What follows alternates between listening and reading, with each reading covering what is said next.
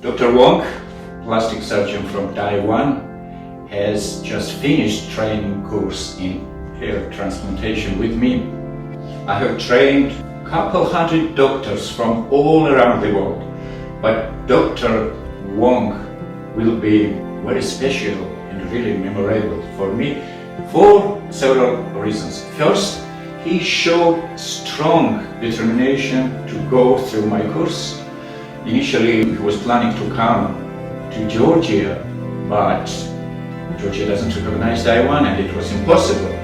But Dr. Wang still managed to get visa for Ukraine, and despite the complications regarding coronavirus epidemic, arrived here in Ukraine, and we organized his course at Institute of Trichology in Kharkov.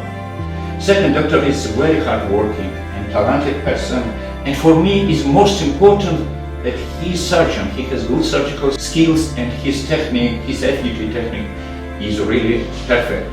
Usually most of my trainee doctors are going to learn and are going to do only FUE procedures. But it seems to me that Dr. Wang will be not only FUE, but also FUT guy. I wish you, my dear, all the luck, success, and congrats. Yeah, thank you.